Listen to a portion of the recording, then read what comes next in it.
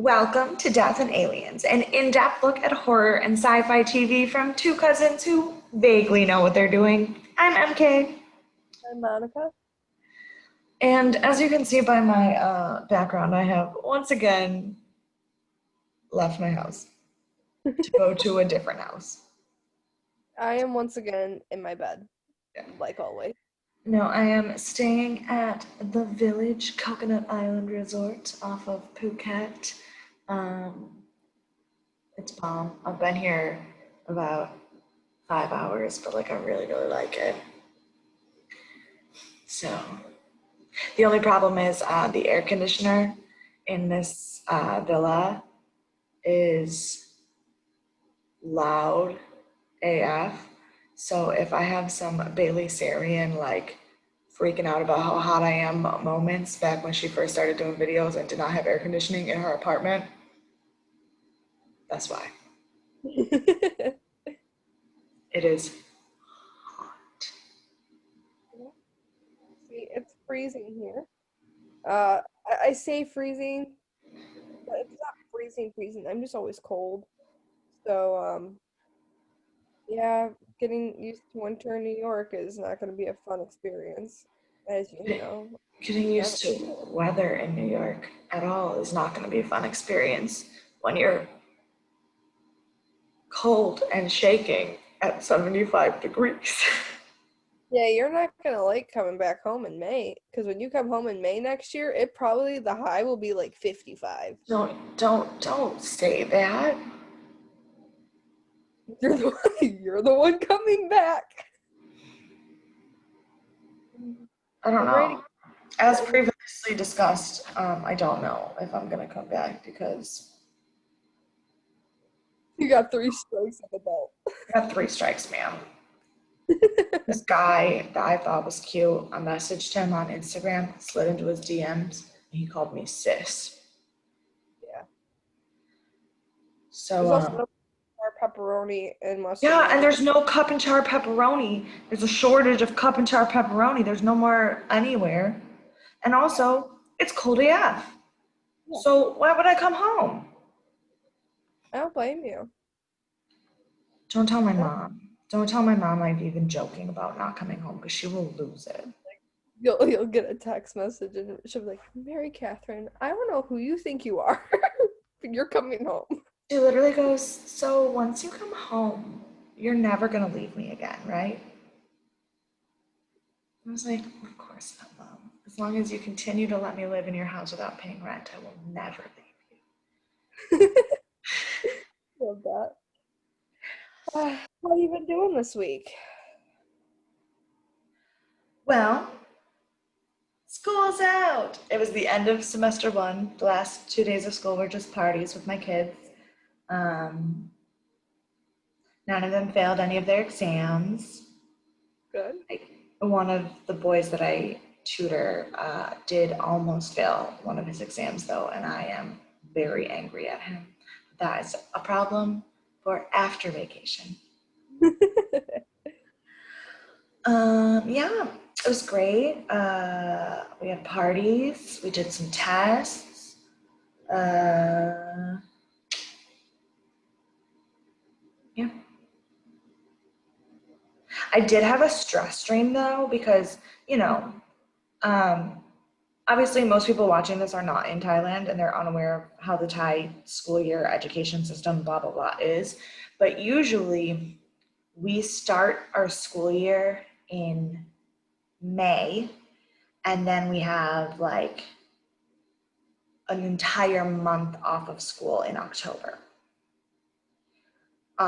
as well as like a couple weekends here, a couple weekends there of like long weekends. But because of COVID, we started the school year late. We didn't start till July. And we lost a lot of our long weekends because there's a certain number of days that you have to be in school. And we also lost our time off in October. So right now I'm on holiday, but instead of a month off of school, for the kids, it's only 2 weeks. And for us, it's only a week. Mm. But that also means that I have not had more than 3 days off of work in a row since July. And we did not even, usually after midterms, we get like a week to prep for the next term where there's no kids. Like, and we didn't get this year. Like literally I was still grading midterms exams and teaching the next part of the school year. So I haven't had a break from the kids since July, which on the one hand I love because I love my kids. But on the other hand, it's been a lot, and we're all very, very grateful to have this time off. But apparently, because I've been with the kids for so long without a break, the idea of not seeing them for 2 weeks was more than my brain could handle. And I had a stress dream where they all told me they were transferring to a different school, and I just woke up sobbing. Oh. But then I actually had to deal with them on a sugar high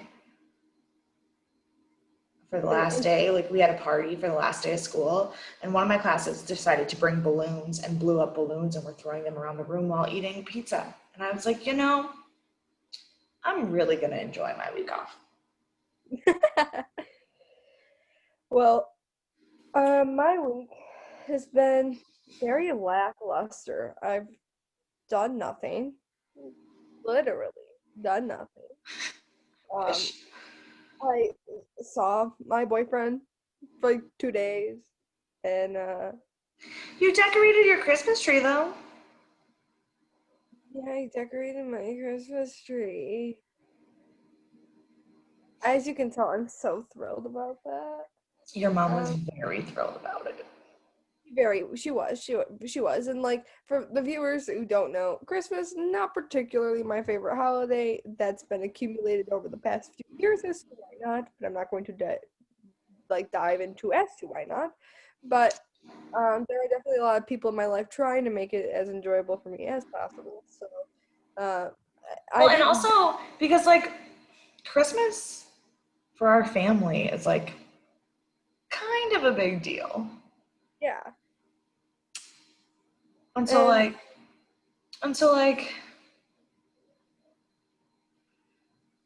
we don't really want you to not be happy about it. Not because like you're ruining it for us, but because it is so special for everybody else that it's like, why let one thing ruin what doesn't have to be bad? Not saying that like, forget your trauma. Like I'm not, no. But that's why people are trying so hard. And I completely understand that, and I love that. So, Mom, like, she decorated the one tree and put like her ornaments on it and everything. But I helped her set them up, and we watched When Harry Met Sally. So, like, we're making a little tradition about it, like ourselves. So she's like trying to get me into the whole holly jolly aspect, and I know like it's just been weird. And I know Christmas this year, on top of the one normal thing that I was used to, now that it's like a very COVID Christmas, like I don't know how Christmas is going to be this year. On Thanksgiving, I'm just going to be with my mom and my stepdad and my stepbrother. Like, that's all my Thanksgiving's going to be. Yeah, my Thanksgiving is going to be spent doing 9 hours of desk work in my office because I live in a country that is not America, so there is no Thanksgiving. Oh, damn. And that means you can't have rolls, you can have turkey? We don't even have turkey here. Sometimes the kids look at me like, I literally had a student ask me, does turkey taste good? And I was like, yes, it tastes so good. I just want turkey. See what we'll do when you come back home in May. We'll have a Thanksgiving feast. Oh my God, it looks like I'm crying. I wasn't really crying, but like my face is just, oh wow, sorry. I got really emotional about turkey. Also, to the people that are watching instead of just listening, why does my body look so big compared to my head right now? Like, why do I look so huge? I mean, honestly, why do I look anything like just why do you watch this? Yeah, I mean, welcome to the shit show. It's a wild ride. Probably not to hear us talk about Hemlock Grove because we never do that. It's literally like Here's about our lives. Here's about what we're really going through this week. Oh yeah, Hemlock Grove. This happened. Okay, see you next week. Bye. Right. But the thing about this week's episode is we actually have things to talk about. Yeah, so no lie, I took 4.5 pages of notes. And granted, I did that because, as you can tell by this hotel that I'm in, I was traveling today. So I didn't watch the episode all at once. I like watched 10 minutes in the taxi, and then I watched 20 minutes at the airport, and then I watched 5 minutes while I was waiting for them to tell me how to turn my phone off on the plane. And so like I took a lot of notes because I was like, I'm not gonna remember everything. Yeah. But also a lot of my notes, I just randomly paused the episode and wrote like legitimate paragraphs. I had so much to say this week. Yeah, this week definitely sorry. This week was definitely interesting. Like there from literally the cold open to the very last scene, there was always something happening in this episode. I think there was maybe 5 minutes total of the episode that I was not invested in. Yeah, and they were honestly really small scenes where there wasn't a lot Yeah, of. but that's what I'm saying. Like, of the 45 minutes of this episode, there was maybe 5 that I was not invested, where usually there's maybe 5 that I am invested. So I think this is the episode that we've been waiting for the For sure. season, and I just hope that they keep the same. I know not every episode's gonna be as ba-boom, ba-boom, ba-boom, ba-boom through every scene, but I hope that with this little boost or this big boost with this episode, they carry on that momentum that they started already and don't Yeah. really. Unfortunately, I'm worried that they won't, because I was doing some more research today, as I do, because that's what I do. But no, I was having a lot of feelings about Price in this episode. Same. And I was really, one of the things that I still don't know, and obviously we'll talk about it more when we get to that, is that I don't know who Price's allegiance actually is to. Yeah. I also think he doesn't know.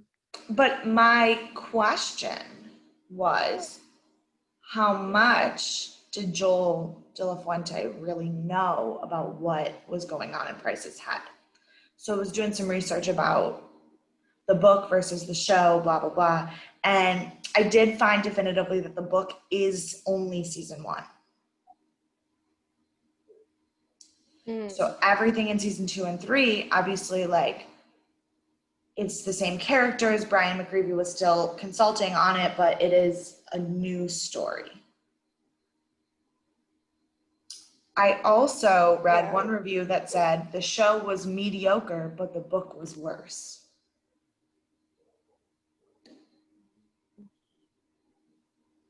But most people every review that I found is still very, very anti-season 2 and 3.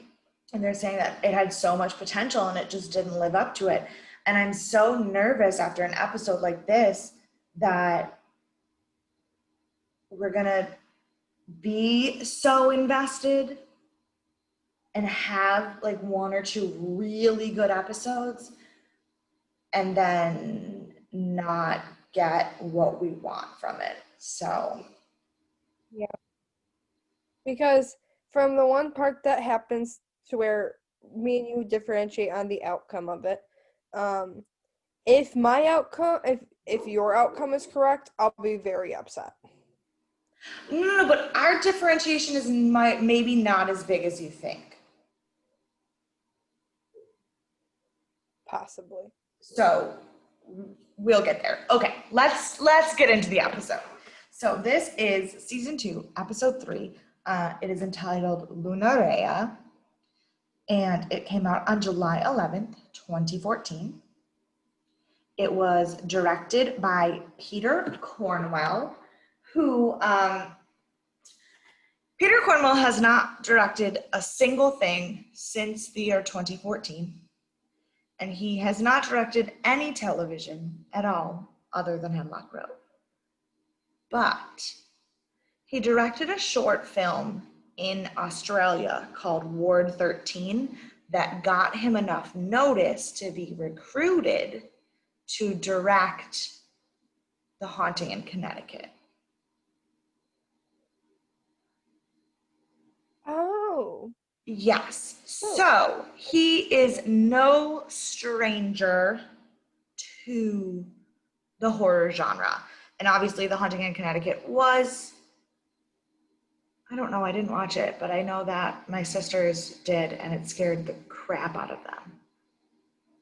So. I remember we watched Connecticut 2 at your house with them. And it was the second one. And I surely did not. you weren't there. You weren't there. I think it may have been Bree, possibly Gabby, and your brother. And then someone stood up in the door. I think I've told you this story, but someone came up the stairs and stood in the doorway right at the same time that the jump scare was. But this person didn't say anything. It kind of stood there and watched. Like, this is a real person. They're not. It wasn't like a ghost. It was like an actual person that was with someone in the household at the time that just stood at the doorway and just watched us and then went, "Hey." After a certain amount of time, and I was like, we all got scared because she had been standing there for a minute. Boo, lay down. I don't know if you remember. I think I know who you're talking about. Mhm. Chloe? No. Oh. Him. You said she. That's why I'm confused. Because I was like, Let's hope Kim never comes across this.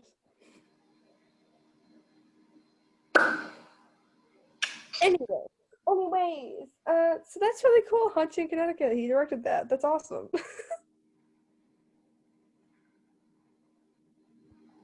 yeah.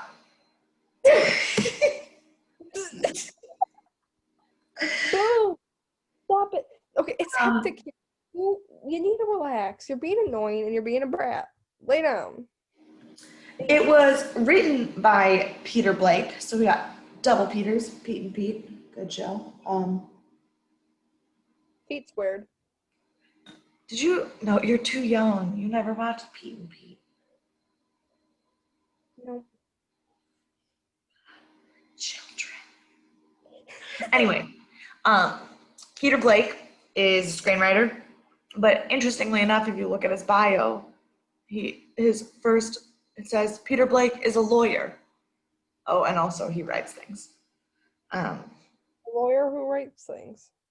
he started screenwriting for The Practice, which was a TV show about law. So like it makes sense that that would be his foray into writing. But he also wrote a bunch of episodes of House and Elementary. He has been nominated for 3 Emmys for writing, and he has also been nominated 3 times for the Edgar Allan Poe Award for television mystery, and he won one. Oh. And anyone who knows me knows that there are 4 men that I love more than life itself. Of course, they're all dead, so it doesn't really matter. But those 4 men are King Henry VIII of England, William Shakespeare, Charles Dickens, and Edgar Allan Poe. And if that does not explain my personality, I don't know what will.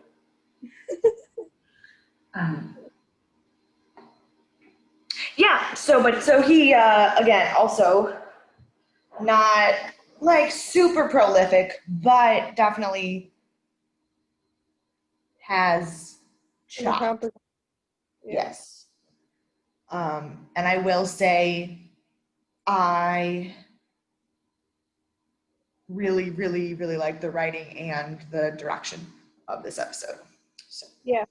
I think they did a really good job, especially with keeping pace. I don't think it was very sporadic. I don't think there were random scenes that didn't need to be there. Um, I think there was one scene that me and Mary Kay had both talked about, and it was like 2 minutes long. It was kind of boring, but I feel like in a weird But way, even the boringness of the scene, the writing was still really good. yes, yes, Um, I don't think there was, I thought there was a really good mix of comedy and story in this episode. I thought um, the art direction, which isn't necessarily either of them, but obviously the director has some say in the art direction as well, was really good. Yeah, it was just really good episode. yeah, 100%. Um, and we're still dealing with the same special effects crew. There's not a lot of special effects in this episode, but there is obviously one scene where things are a little, yeah. But it's their special effects still coming through the Master Effects team. Patrick Baxter still working as head of that, and everything's the same over there. So, Our little blurb says Peter explores the scene of his haunted premonitions. Meanwhile, Olivia demands exclusivity from Norman at all costs. Again, I don't know who writes the blurbs, but they're not very good at it. yeah, no, Because while those things happen, if I had to give you an overview of this episode, that that's wouldn't. not what I would say. No, no, no, no, not at all. Of course, granted, one of the things they were probably trying not to make it super spoilery, but it was Yeah, the first scene, so like, yeah. Regardless, right? they could have like teased at something awakening, but they didn't. Not even, I wasn't even talking about that part. I was talking about the other part of that scene and who is in that scene. Oh, yeah. And I was like, that's a pretty big deal in this episode, but also kind of spoilery. I get it. Um,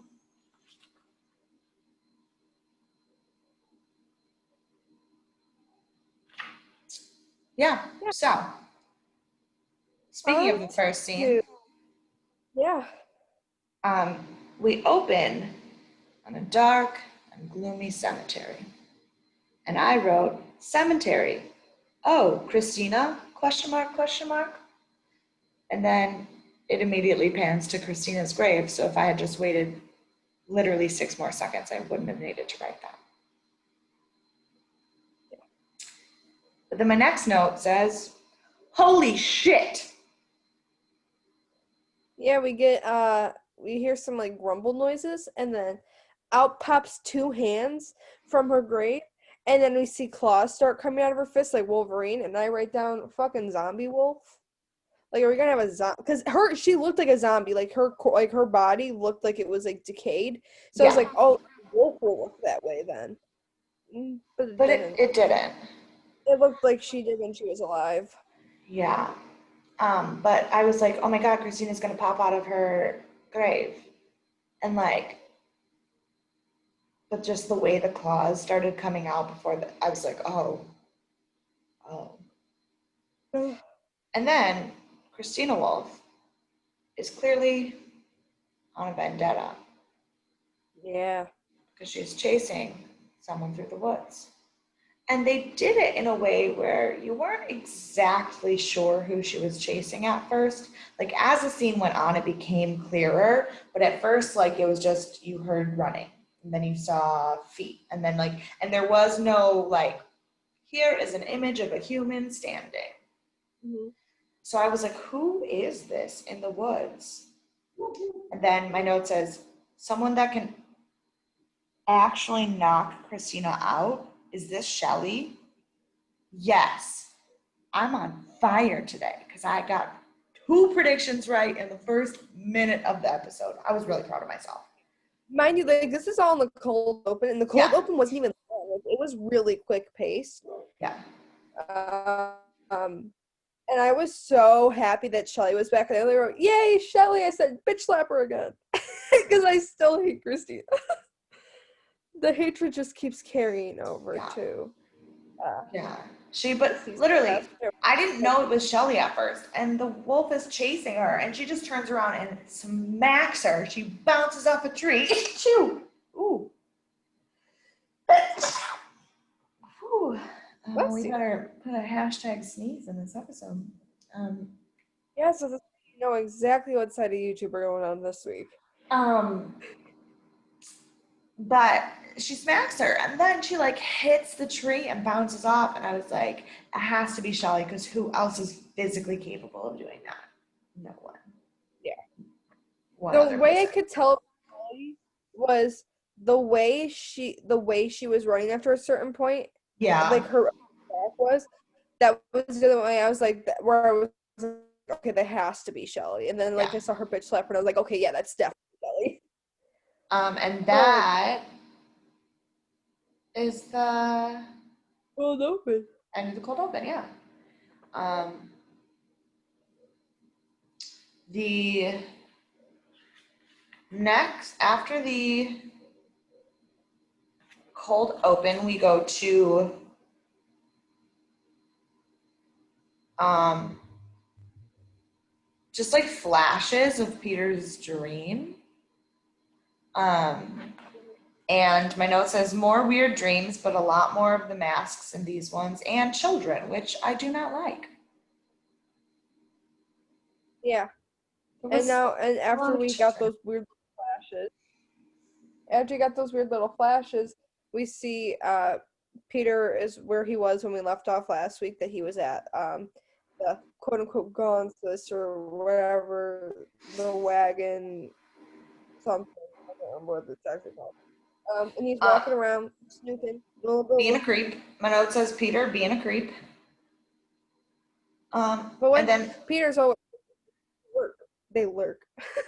Whenever they're investigating a new place, they kind of just make themselves look the most conspicuous out of anyone. I'm like, act normal. Like, if you're right, going to do this, right. And then this lady comes out to shoot him. And she's like, people don't know you around here. You can't be creeping around. She has a little kid, and he is like, listen, just go inside and lock your door. You're not safe. And I paused that and looked up who she was, because she looked super familiar to me. And it wasn't who I thought it was, but she's been in a lot of things. So I did know her. Not important, but did you if ever I watch just don't did you ever watch the movie A Simple Favor? know. We definitely need to do that movie at some point on this show, mostly because I want to see your reaction to watching it, because it's a good movie. She's in that movie. It's not Nice. horror, it's more thriller, but Which I like thrillers. yeah, I think they're it's interesting. Nah. hashtag Make America Metric again. Brianna said she was going to run for president, and that was going to be her slogan. Oh my god, please. I feel like we should. Like, why does everywhere else use the friggin' metric system, but we don't? It'd make life so much easier. You wouldn't have to have two dials on a car where it's like miles per hour versus kilometers per hour.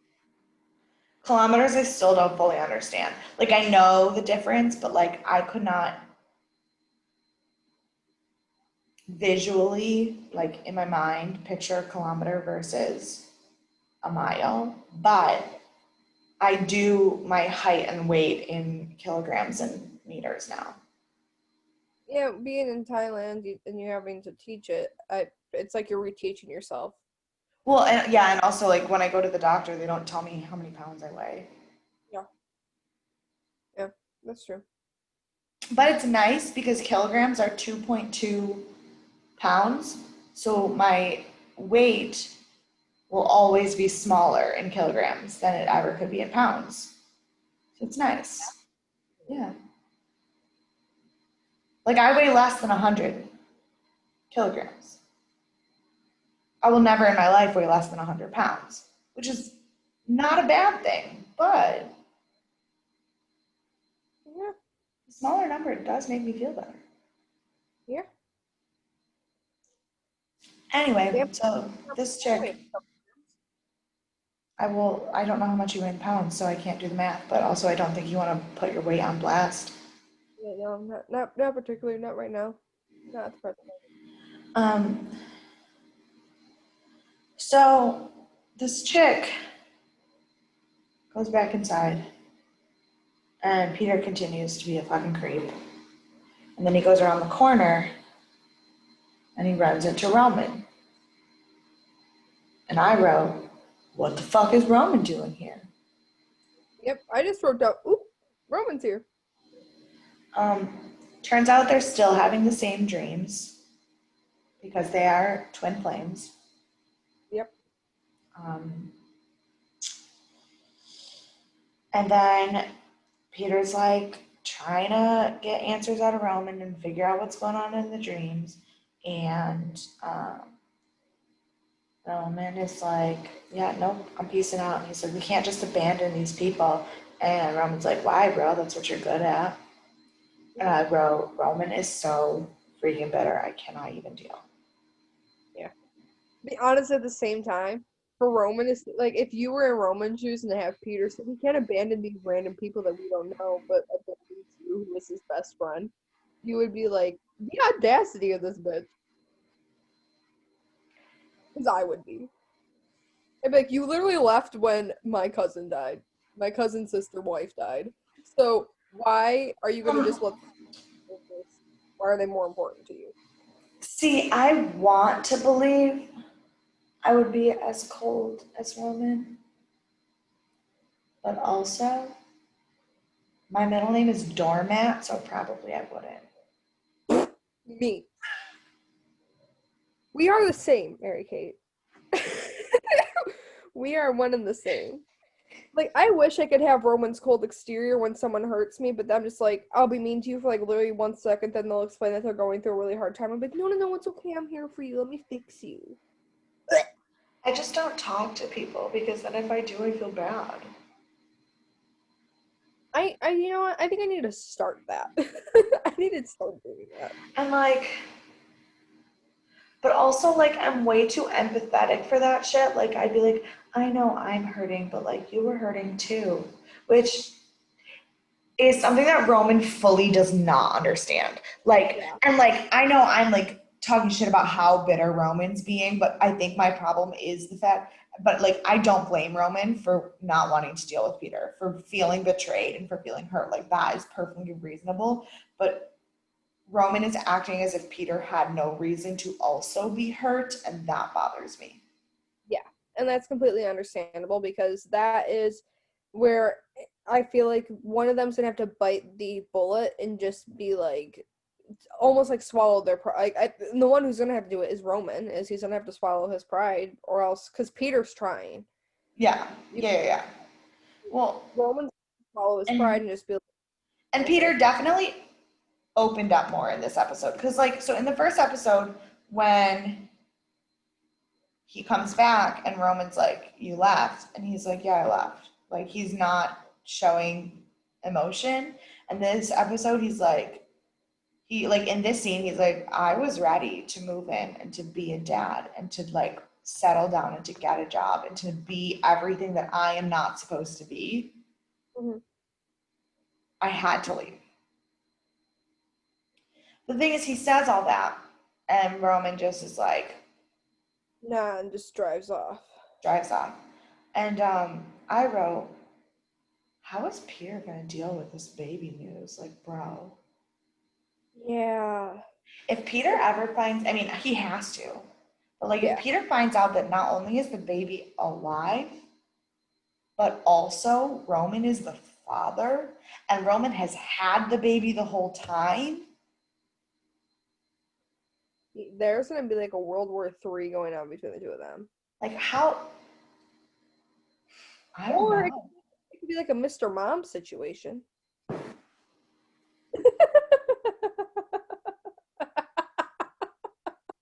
Um,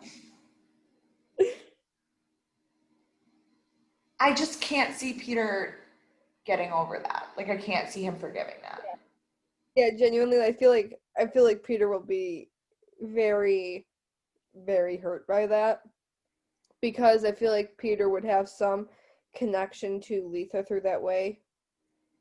But also And just the fact that Roman made such a big deal about like, you left me, you're a terrible person, but he's also lying, hiding things. yeah, But granted, like, it's not like he had the chance to tell him. either. I guess it just depends on how he finds out. Yeah, if unless if it's Roman who tells him that the baby's still alive but doesn't give him the full details, I feel like Peter will understand. I feel like Peter will understand, but I think Roman, because of the fact that Roman is so hurt and like he probably didn't have a chance to tell Peter that this happened to him. I feel Yeah. like Peter will understand that. I don't think Peter's going to understand him being the father unless Roman fully explains to Peter that my mom did some weird voodoo shit on me. And then Right. how they, But that would be Roman admitting. and he doesn't do And that. and like the thing is, while we know what happened, and we know that he obviously does not like his mom, to admit that he was in any way powerless is not Roman. Yeah. That's why I think Roman should stop being a prideful little bitch and just be like, you know what? I'm a human. If I want to be a human, I need to act like a human. And, Right. have, Like, he's so sure he doesn't want to be Upir, he wants to be human, but he has not given us any emotion. yeah. He's like cold. He's like, He's colder than Edward in that tent in the middle of the eclipse when she had to sleep between him and Jacob. wait, do you mean Bella? No, Edward's body was rock cold and she couldn't sleep with him because it was so cold. That's why she had to sleep with Jacob. Twilight. What a Right. fun time. My friend was asking about my podcast, and I go, basically, we just talk about Vampire Diaries and Twilight and sometimes talk about the show we're talking about. Basically. um, so after Roman and Peter have their little thing, we go back to Shelley in the woods, still trying to find, I guess, somewhere. And Christina's still conscious as hell, still chasing after Shelley. And it gets this part where it looks like Shelley is going to get killed. And I was gonna be like, no, they're not Now, going to. here is where my note is before we get to the next part, because I know you have a lot to talk about in the next part. I wrote, the sun is up and she is still a wolf. Mm-hmm. So my thought in this is that Christina is dead. The wolf is not. Yeah, that's fair. That's a fair assumption to say. Because I'm still under the assumption, based on how last season ended, that this is some kind of inhabiting force. It is some kind of like possession almost. It is not the same spirit as Christina. And I think that Christina is dead, but that this wolf is not. And that's why I said our thoughts on the matter might not be as different as you think. That's completely fair to say. Because we don't see Christina, like we don't We see see her. her zombified hand as it's turning into the claw. But then we have only seen the wolf. And now with this scene, Shelley runs like this dark tunnel, and the wolf is like sniffing for her and like trying to like it's being slow, almost like stalking her, like as you think that it's gonna pounce on her. But then Shelley has the upper hand and literally like grabs her by the neck and like snaps her neck. That rips. No. Before she does that, she beats her in the head with a rock over and over and over again. And I wrote, well, definitely dead now. Damn, Shelley. And then it got worse. And then she ripped the head of the wolf off and then took it by the mouth and ripped it in half. I was like, Shelley's not messing around. She's saying, if you're dead, you're gonna be dead. And here's my thing with this scene. Yes, awesome. Power moment for Shelley. Shelley said, I'm gonna make sure you're dead now. I'm taking care of this. Love that for her. But if they were hyping it up that she's coming back, especially with the cold hanger at the end of the last episode of season 1, with this happening in the cold opener now, how I do think the wolf is actually dead, because there's no way it's going, unless it's going to reassemble and zombify back together. But I don't see how it could come back. But I also see that it's very shoddy for them to kill it in its second scene of the first episode it's back and not make it Yeah, a main problem. yeah, I do agree that as a storytelling element, it does not make sense to bring the wolf back just to kill it, but also how? What? Like, Yeah. this might be one of those things that's going to start to be a thorn in our side about this season. Yeah, and that sucks because I feel like with that happening, there could be ways to discover as to what it actually was, if there was something more to what happened to Right. Christine that could have brought Roman and Peter together again, and that's how they could have found Shelly, because if Shelly's being chased by the wolf and they're hearing that the wolf's back and all this stuff that could have led them to Shelly. Like, Yeah. again, we still don't know, but I think that there were so many possibilities to keep the wolf around a longer than 2 scenes. In Yeah. order to make the rest of the season kind of go together and to kind of tie people coming back to each other's lives through that. Which again plays into the fact that every review we've seen of this season has said that it has potential and then it fails. And that's very, very sad. Because I So just look at us getting excited I and would seeing, rather something be trash from beginning to end than have a build up and then disappoint me. yeah.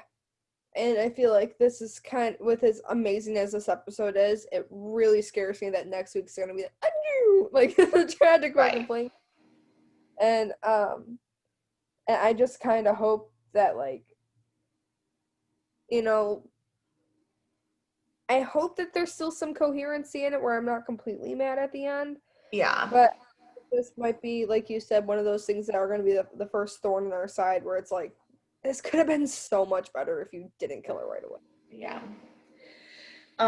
So then we see Peter driving away because obviously it's morning. Peter's driving away from the trailer park, which I'm trying to figure out what he did that Yeah, night because things happened overnight that he missed. So where was he? No exactly. idea. Um, but so an ambulance is headed toward where Peter is leaving. So obviously, the sane, rational thing to do is to follow it, right? I wrote, good job. Just openly follow the police to check on people you don't even know. You are sus AF. Yeah. Peter definitely does not know how to not be inconspicuous, like, at He's, all. he's just like, how can I make myself the number one suspect in every murder case, everywhere? Okay, Exactly. I'll do that. He's literally, if this was Among Us, he would be voted as the imposter every time. Oh, 100%. And then there'd He's be this saying, Peter is not the imposter. I'd be like, shit. He's just really sus. right. Um, but then when he does follow them, we see that the woman he talked to last night is the trailer that the police and the ambulance are at. And he asks another guy, like, what happened? And the guy says, it looks like a murder suicide. So, like, they believe that the woman killed her daughter and then herself. Mhm. And I wrote, damn, guess she didn't lock her door.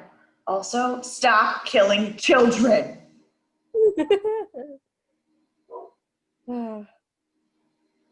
This weird smiley face mask cult is kind of back. And we still don't know anything about them. Nothing. Right? Like, we're in Nothing. episode 3 and we don't have even a hint as to why they're doing it. The only thing we know is that they are, in fact, actually targeting children.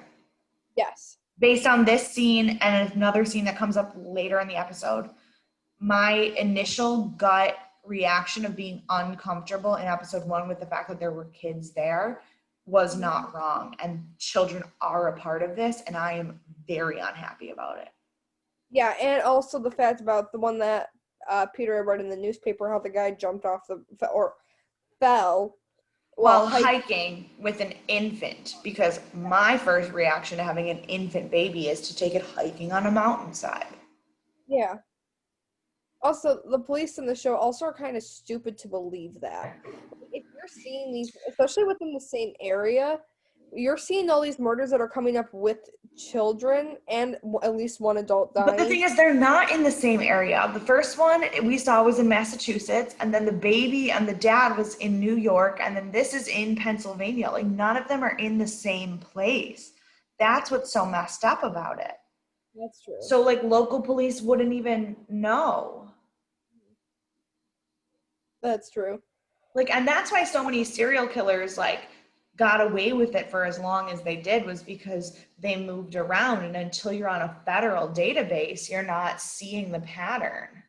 Hmm. Yeah, that's very true.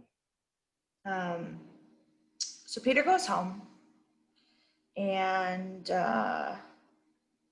Destiny is once again yelling at him, and she says like that she still thinks he's not okay, and he's like, it was 2 days ago. She says, yeah, and you've been a dick ever since. And I go, oh, so turning against the moon just turned him into an asshole. But then she says that he's been walking really stiff, and like asks him to lift up his shirt, and I wrote, holy bruise, Batman. His body is effed up. Yeah, and then Peter's like, "Oh, it's a lot better than it was," and she's like, Which makes me worry about how bad it was 2 days ago. "Yeah," and Uh, and then finally, like, we get some explanation as to why Peter turning on the wrong moon is so bad because you won't yes. remember why your fate, like what phase you're in when you phase, if you keep Yes. doing. And I wrote a note about this because I don't know if you remember this, but I have recently re-listened to the first couple episodes of our podcast because sometimes I just want to see if we really sucked as bad as I feel like we did. But in the very, very first episode of Hemlock Grove, when Peter tells Christina that his uncle, or that the Nikolai, the one who lived in the house before, was a drunk, like he died from alcohol. I told you that's not true. That's not how he died. I don't know what the explanation is, but I know that they're giving us something. There's more to it. And now, 16 episodes later, we finally get the answer. And Nikolai didn't die from being a drunk. He died because he had turned on the wrong moon too many times. Mm-hmm. This is where we find out why the episode is called that, Lunaria. That is literally means the bad moon. Mm-hmm. And so the now that we know, I feel like with Nikolai dying that way, it almost seems like Peter had just found out this information too, as that's to why he died. I don't think he just found it out. I just think he doesn't want to listen. That's also. Because I think that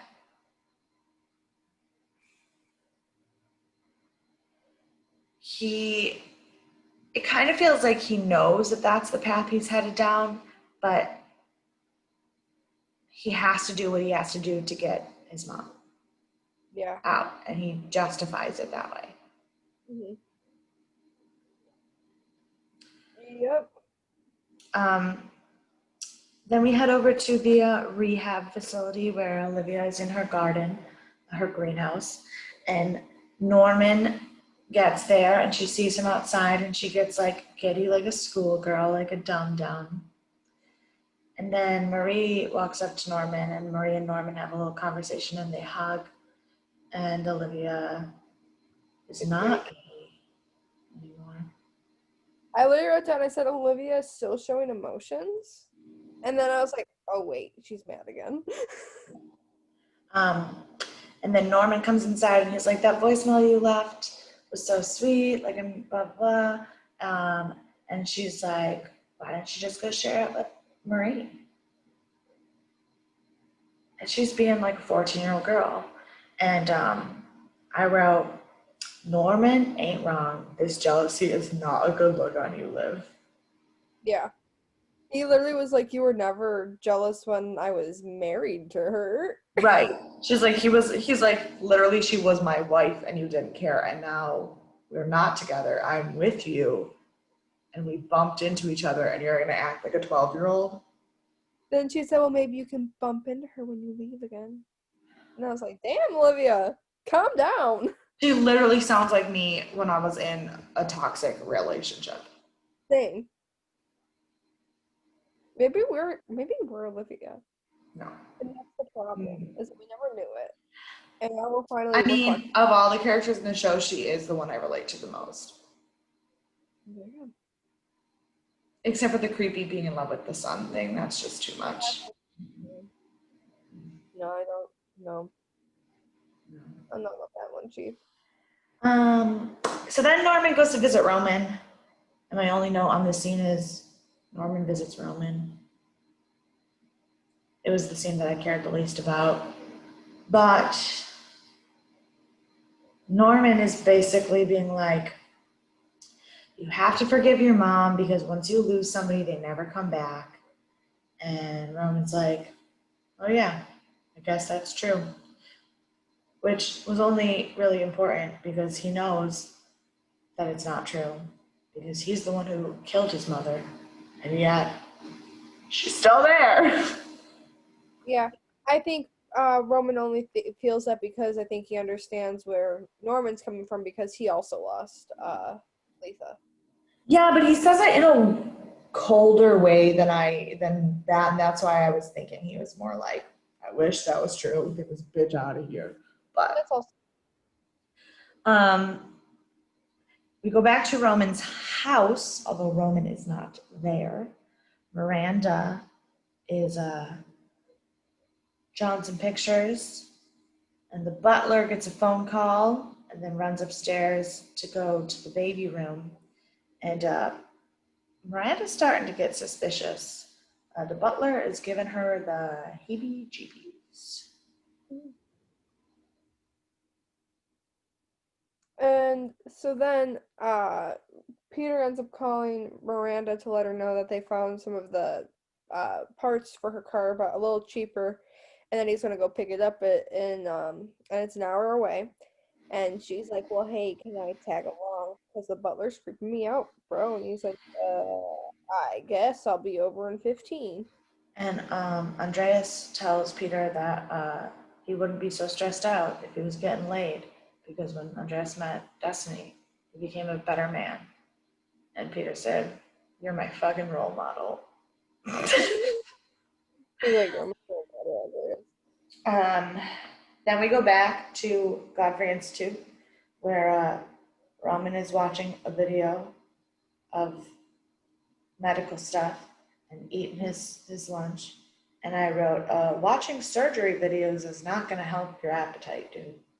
Yeah, I literally wrote down, I was like, does Roman enjoy torturing himself? But then right after that, I literally wrote that. He went out there, he's like, I need something to do. He's like, well, did you watch the video? He's like, yeah, I already watched it. And I was like, oh, he had to watch that. I'm like, Yeah. okay. Yeah. So then they're like, go. He's like, I'm gonna go visit Price's lab. And they're like, he's like, well, let me call Price. And he's like, no, make it a surprise. Mm-hmm. So he goes there and he is following Price, and then Price disappears and he can't figure out where he went. Mm-hmm.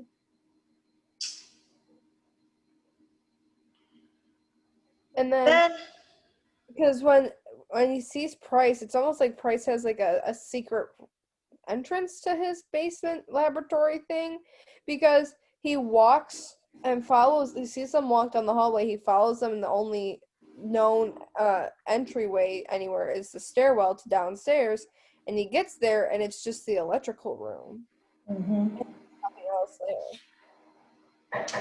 there. Then we go back to Peter on his road trip with Miranda. And Peter's like, so what have you been doing? And she's like, just hanging out at the house. He's like, have you been hanging out with Roman? She's like, why are you so interested in him? And he's like, I'm not. She's like, then why are you so not interested in him? And I wrote, he is interested. He's in love. It's fine. And then he's like, he starts to get an attitude. And she's like, did you guys like date the same girl or each other? And I wrote, yes. And yes. Oh, I hate that. So Miranda's all like, he's being a freaking weirdo. But then he gets a call from his mom, and he's outside on the phone with his mom. And he's like freaking out. And he's trying to take care of her.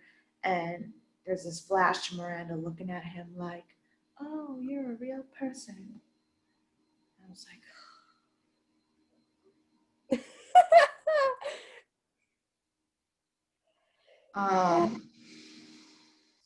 and then my next note says, oh, yay, my least favorite human is back. Yeah, I wrote down a note saying, oh, I forgot about these fucks. Because we haven't talked about them literally at all this season. So, the bishop is rattling off some bullshit about Mozart and how long it took him to write symphonies and blah, blah, blah, blah, blah. Although I realize that in that scene, the bishop tells us exactly how much time has passed, but I don't remember what he said because I just now remembered that he told us. Yeah, I have no idea either. Because basically he's like, it took Mozart this long to write these 3 symphonies, and you've been following Roman Godfrey for this long, and you haven't been able to do shit. And this is like the part where I liked Michael, because he's like, there's no evidence saying that Roman killed my sister. He's like, no. He's like, if he didn't kill my sister, I'm not gonna take care of him for you. If he did kill my sister, I will take care of the problem. I'm gonna kill whoever killed my sister, but I'm gonna find out and make sure it was actually them. And then the bishop's like, if you leave this realm, you will lose my protection financially and otherwise. And he goes, cool, and leaves anyway. And I wrote, I might actually like Michael. He ain't no fool. Same. Michael did what his sister couldn't do, for whatever reason. Right. Just walk away. Then we go back to Shelly. She's crawling into this basement, dark creek thing. And I wrote, has Shelly been living here the whole time? Does she have like this hideout? I don't think that Shelly's lived there. I think she literally just found that place because it had the home for auction sale because the people got evicted.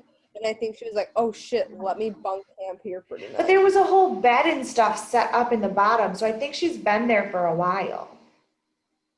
But what about that? Well, because then later in the scene, there's this little boy that comes in there too. And then he's like, oh, who the hell are you? Oh, it's nice. But it doesn't seem like he doesn't know who she is. He brings her an apple. I mean, maybe they've been. Maybe, I don't know. But basically, she's been hiding out this whole time. Somewhere. And, then we go to this farm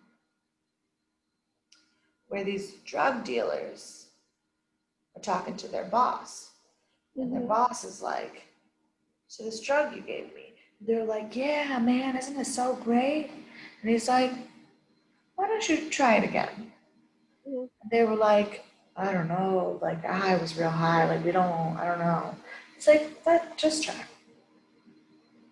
So they did. And then of course, my note says, Peter got found out because they figured out that it was not really a drug.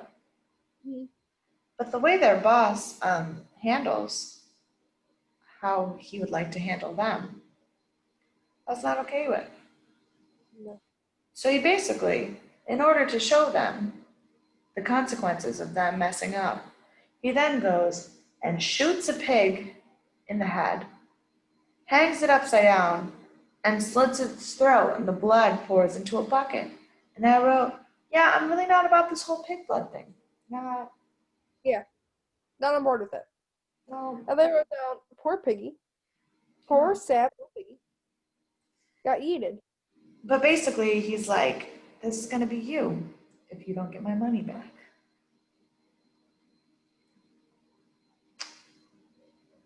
Sucks to Yeah. suck. Next scene. Real quick before you go on to the next one, he pours the Seb into the glass and mixes it and then drinks it and he says, does the body good? Yeah, I still don't know what he gave them, but clearly not anything that's going to hurt you. Yeah. Um, then we go to the rehab facility, and Olivia gets a visitor, and it is Marie. And she starts off the scene being very respectful. I was actually kind of on Team Marie for a minute. And she's like, listen, Norman is a good man. Take care of him. Like, our marriage should have ended years ago. I don't have any bad feelings about it being over.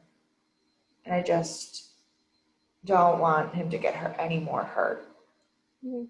So I forgive you. And then Olivia, it's like, bitch, what do you forgive me for? I didn't do, like, your Norman is with me now that your marriage is over. And Marie goes, oh, and you don't think sleeping with him for the last decade had anything to do with why the marriage was over? And then Marie goes in. My note literally just says, damn, Marie, you went in. She's Yeah. like, she rips Olivia a new one. Yeah. And Olivia's like, I have two dead daughters too. Like, Dude, I was, I know that, get it, you can move on. And Marie's like, yeah, you know what? I might only have memories of a dead daughter, but you have a dead daughter who was the sweetest human on this planet. And all you did was treat her like a freak. And you have a piece of shit son who is awful and just hates your guts. mhm. So I'd rather just have a dead daughter. Yeah. She's like, what are you gonna do when your boyfriend leaves you because he realizes what a trash human you are?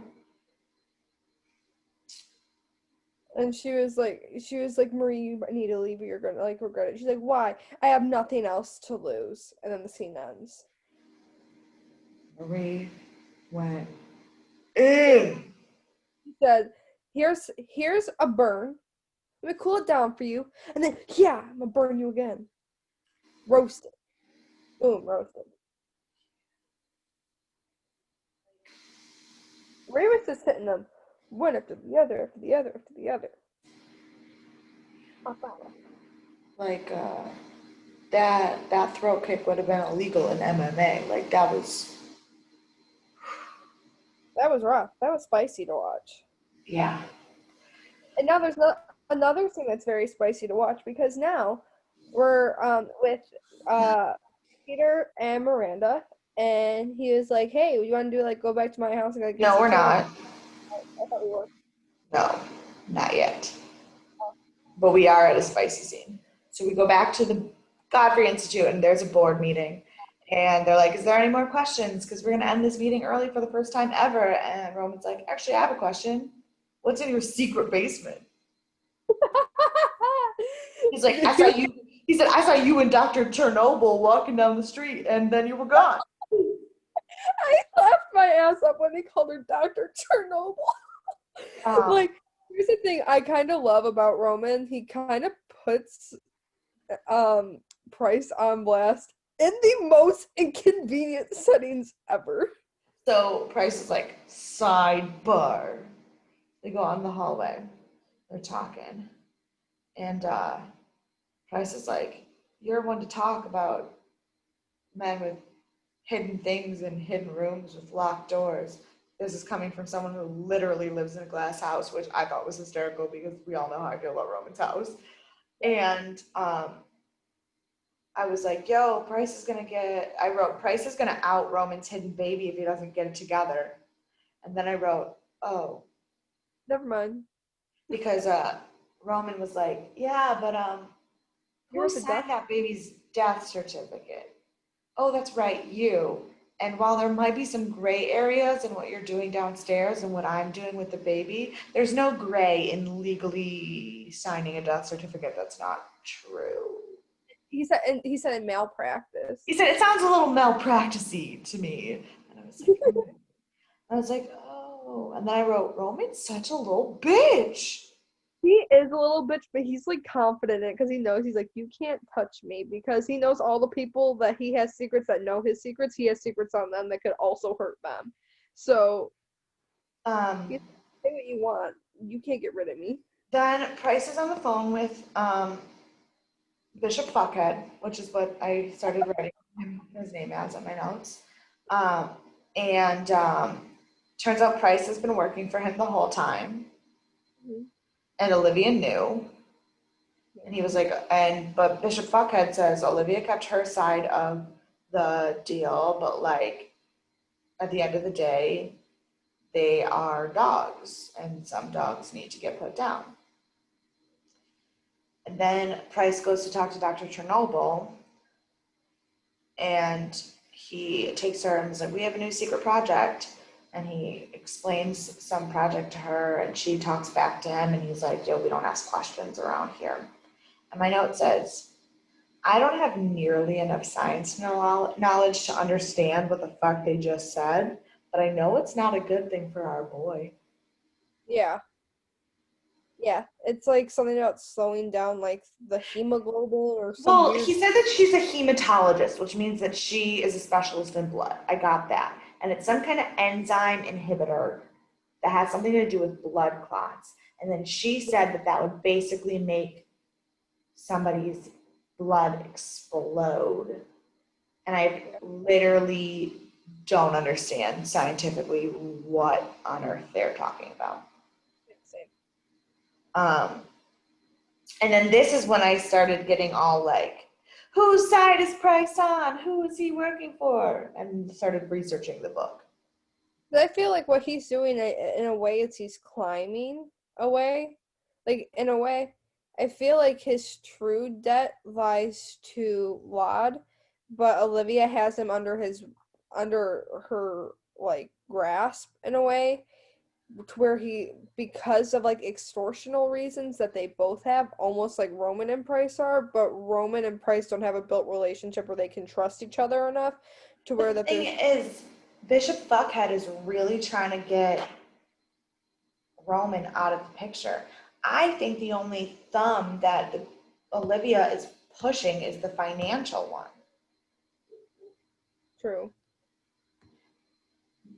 But also, the look on Price's face when during the conversation with the bishop made me think that he is not all in on everything the bishop is saying, Yeah. which is why I'm not sure about his allegiance. Because based on the things he was saying to Clementine in the end of season one, I don't think he really has any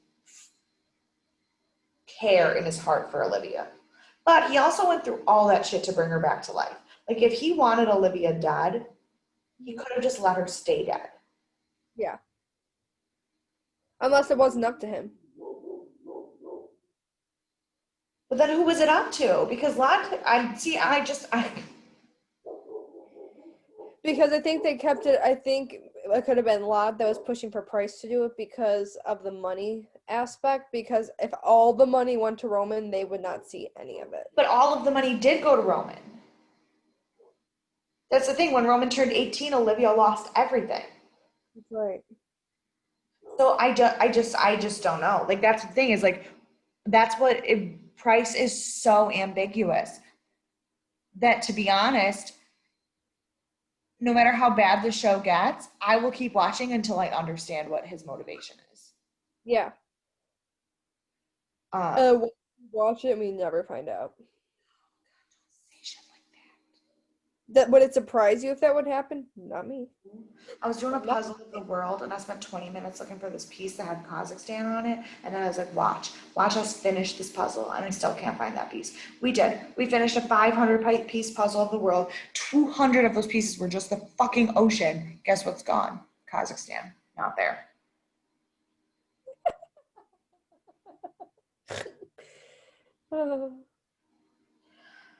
Now we go back to Peter and Miranda. Okay, so Peter and Miranda, they're driving on back and they're chit-chatting and talking about life in a really weird way. And then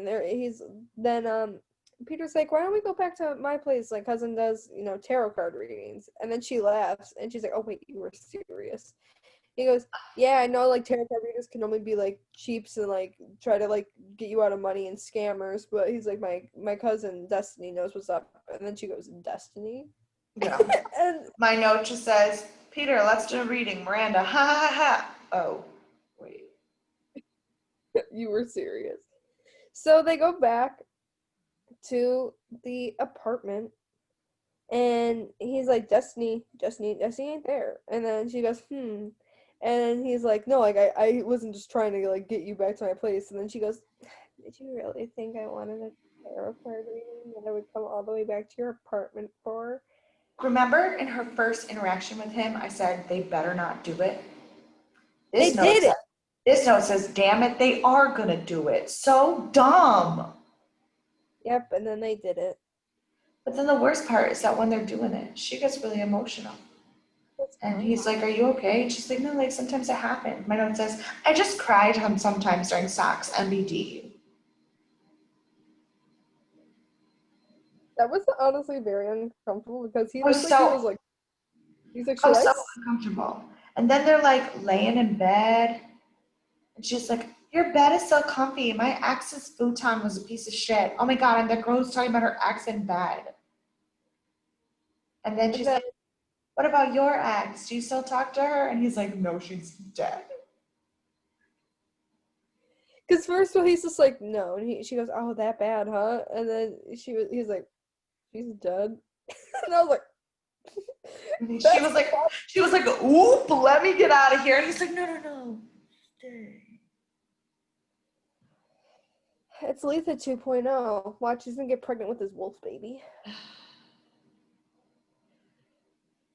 Then we go to this mom talking to her little kid in the car. And this sketchy ass police officer is like, we got a prowler around here. Just make sure you lock your doors. And I wrote, sketchiest police officer ever.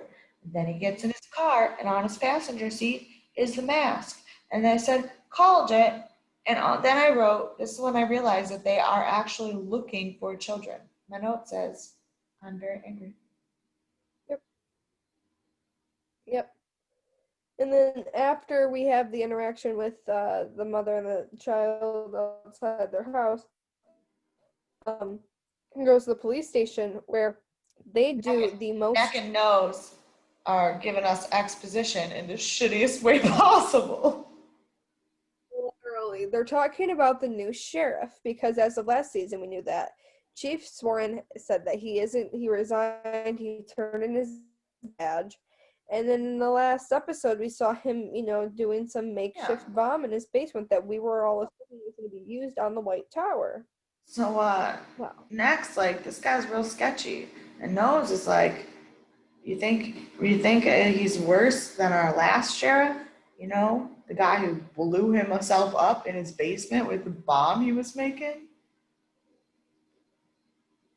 Yeah, so Soren's dead. And we didn't even get to see how that was going to unfold because they killed him before we could even... Although, like, thanks for not showing us him blowing himself up, because I don't know if I could have emotionally handled that. Yes, but I think the concept of him going after the White Tower could have been, actually interesting. But they said, no, you don't even get an on-screen death. So then they're like, this guy, the new sheriff, the reason they think he's so sketch is because he's given them a bad name because he stays really, really late and works in his office alone all the time. And as they're saying this, I was like, no.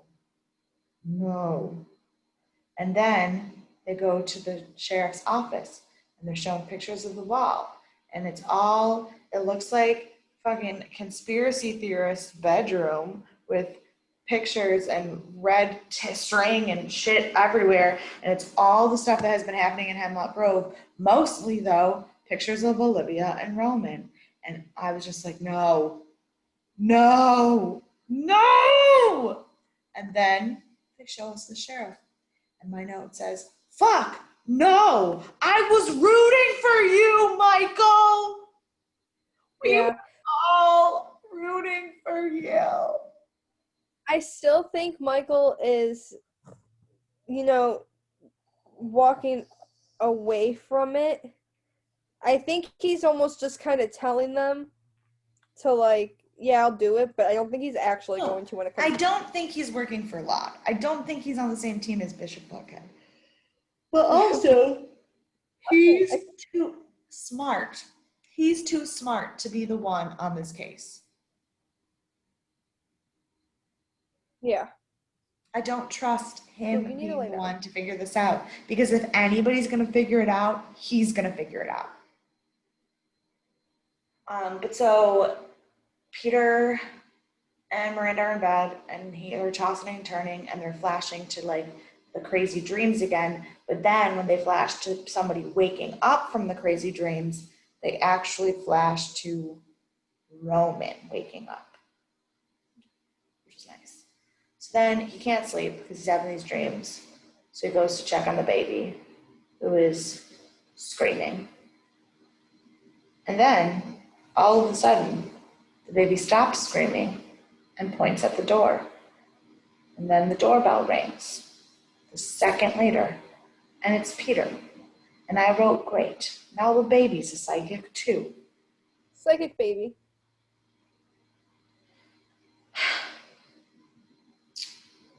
So Peter's like word vomiting the dream.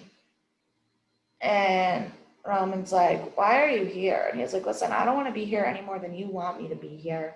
But like, I don't know what else to do. Destiny told me all last year that I needed to pay attention to the dreams, and I didn't. And that's why things got so bad.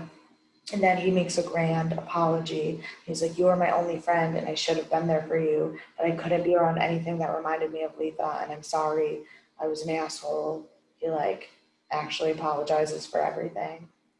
And Roman gives Peter the missing piece of the dream, because apparently they're having the same dreams, but not exactly. They're each having pieces of the dream and putting them work together. Right, and putting them together will solve the puzzle. Like when they first ran into each other in the beginning, Peter had dreamt about the sign that said "Gone, sis," and Roman hadn't dreamt the sign, but he had dreamt the train tracks and the mobile home.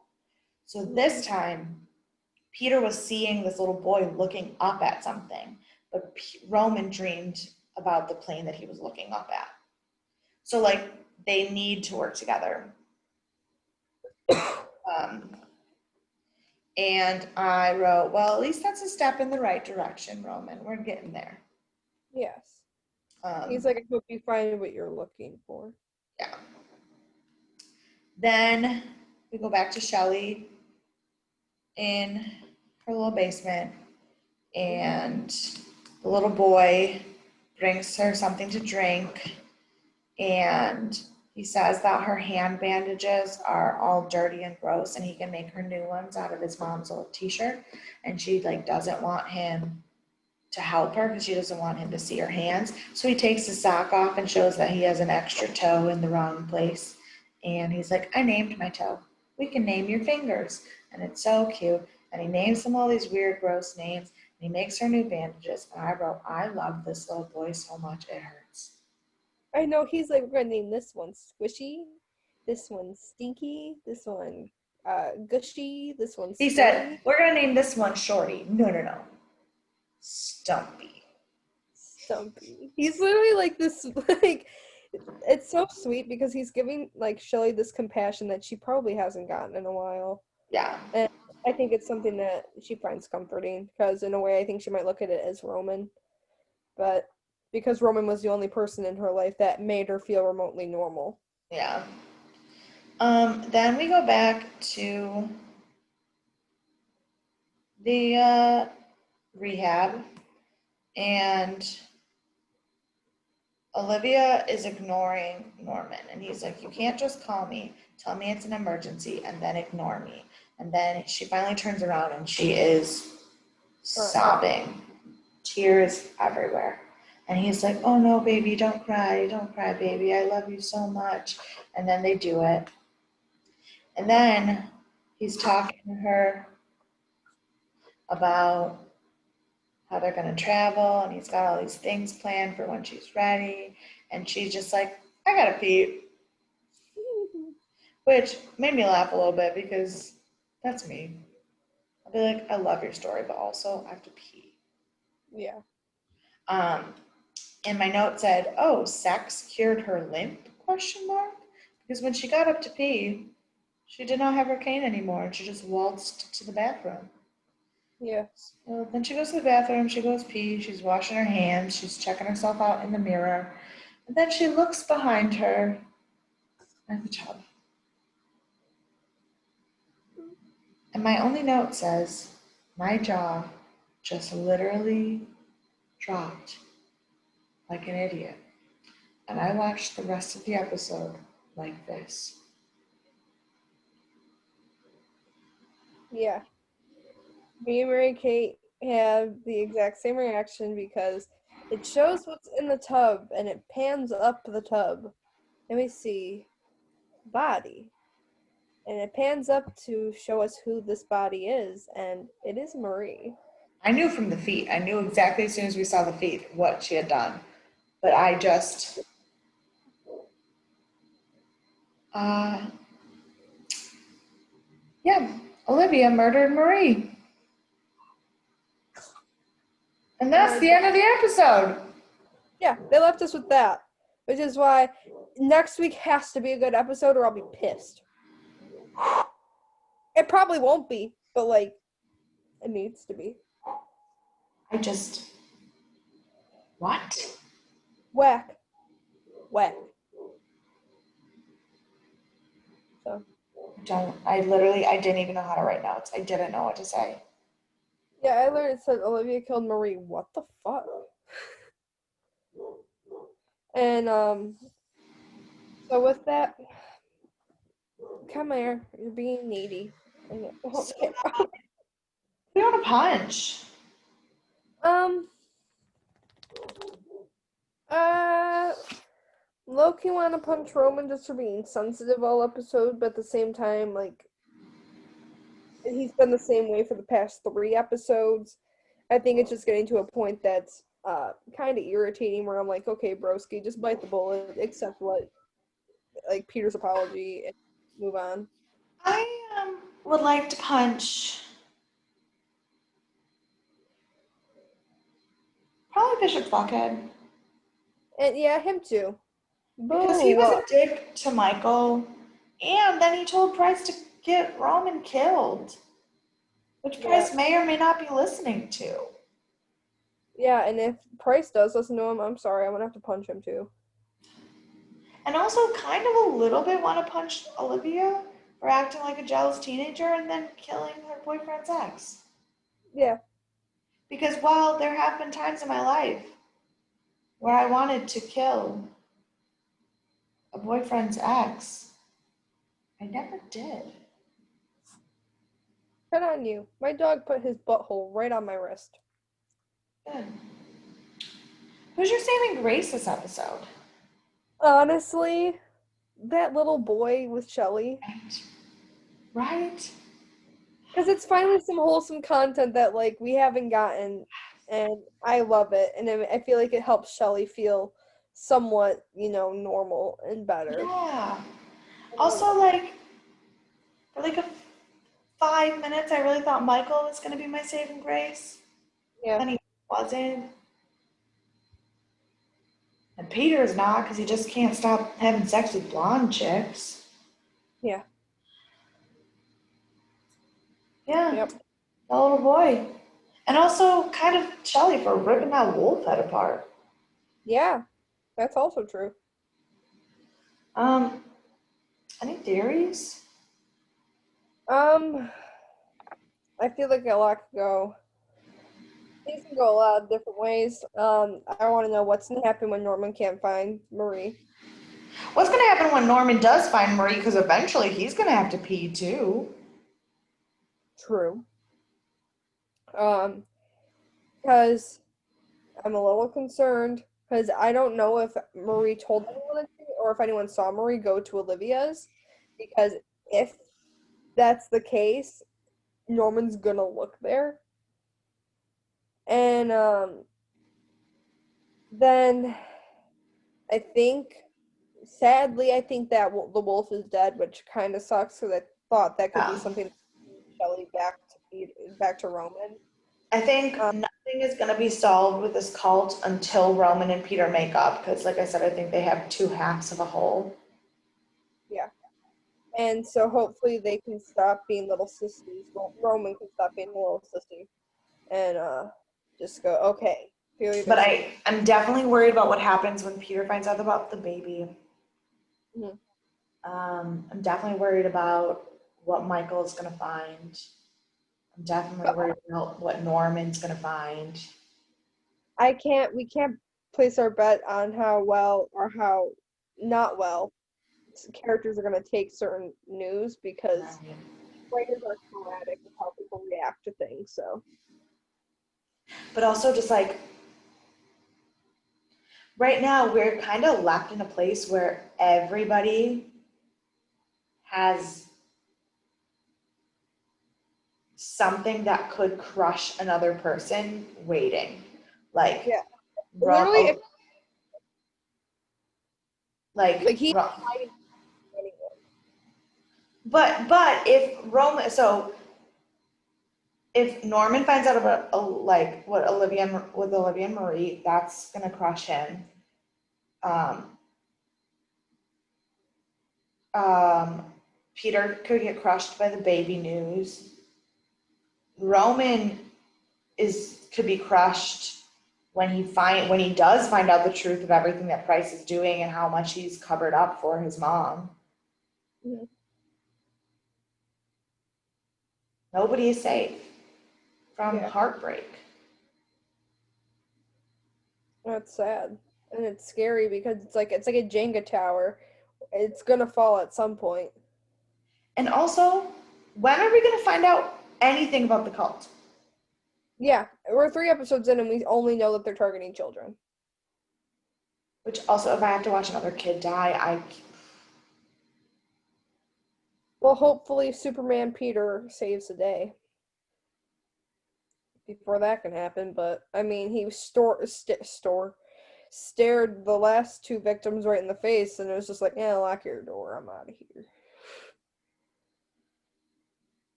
Oh yeah, also, what are they going to do when they find out Shelly's alive? yeah.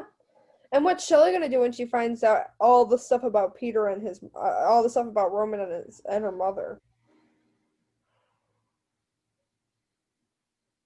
And when Shelly left, Letha was still alive.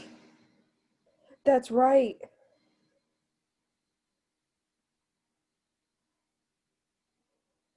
Oh man, this show's got me on the verge of a nervous breakdown.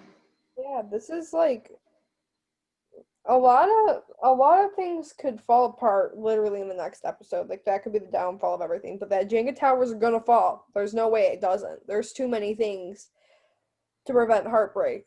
And I have a very scary feeling that one of our main characters that we love to death will die this season.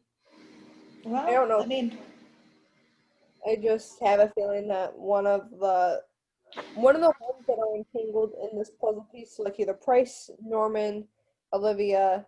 I don't really think it's gonna be Olivia, Peter, or Roman. I don't think it will be Price either. I think those four are pretty safe. And so like something could happen to Norman. Something could happen to Shelley. Something could happen to Miranda, which wouldn't really bother me so much as it would bother me watching Peter spiral over another girl. Yeah. And maybe that's what brings, Also, like Miranda, there's got to be more to her story. yeah. She's sketch. But I don't know if she's supposed to be sketch or if I just don't trust anyone. That's very fair. But with what we have from the season so far, there's still a lot of directions it could go, just Um, regardless, someone or multiple people will be getting hurt. oh yeah. There's no way to avoid that. Well, I mean, especially if the cult is targeting children. Yeah. Roman's the only one with the baby. Yeah, but no one knows. What? They could if we knew more If about this call. they find out, he's on the Yeah. list. This is whack. But that was Hemlock Grove, season 2, episode 3. Yeah. Sorry, I Transit. just got like really tired all of a sudden. Well, then I would say let's wrap this up so you can get some sleep and go for your massage tomorrow. No, massage is not tomorrow. Tomorrow, I'm going.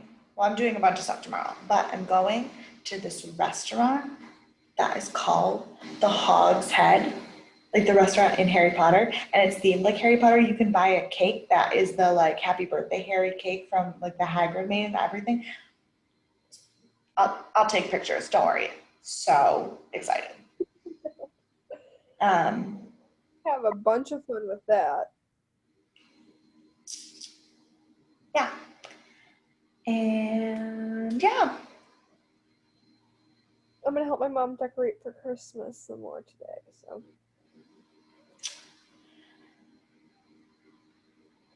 If you have anything to let us know, any theories, any feedback on us or the show we're watching, hit us up at Death and Aliens on Instagram or Twitter. Also, I hope no one else has had their Instagram update because the new font is ugly AF and I'm not happy about it. yeah, I don't like the Instagram update, not one single solitary bit. I hate that like there is like my likes are on my homepage now. I hate that like I have like a little shopping bag on the bottom corner for whatever I reason just because I'm I doing just shop. hate the new. I don't have all of the new update. Like I don't have um the shopping bag or anything, and my likes are still where they are. But the new font, like when I go to my page and my name at the top, they changed the font, and it has got to be the Oh yeah. ugliest font. See like my Instagram has my likes, my DMs, and I can post from up there. And then down here is my page search, uh the Instagram video, a shopping bag, and then my little profile. Oh no, I don't have the full update. Then I just got the font because I Yes. still have messages on the top and then posting and everything and likes and everything on the bottom.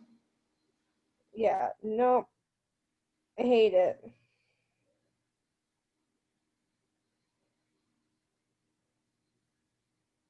Hate it so much.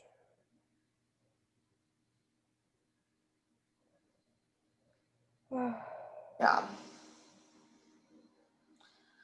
So speaking of the horrible Instagram updates, you can find me on Instagram or Twitter at MK_superstar.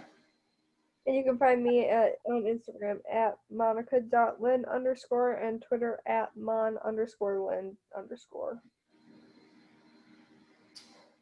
And on that note, we will see you guys next week. It's funny, we had so much energy at the beginning of this and we were so hyped about the episode. Now And we're dead. now I'm just like, my mind is just so blown by the episode that I don't have the energy. Same.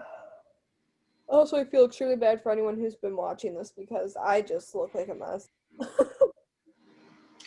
They probably think I'm an alcoholic at this point because I'm just drinking red wine every single episode.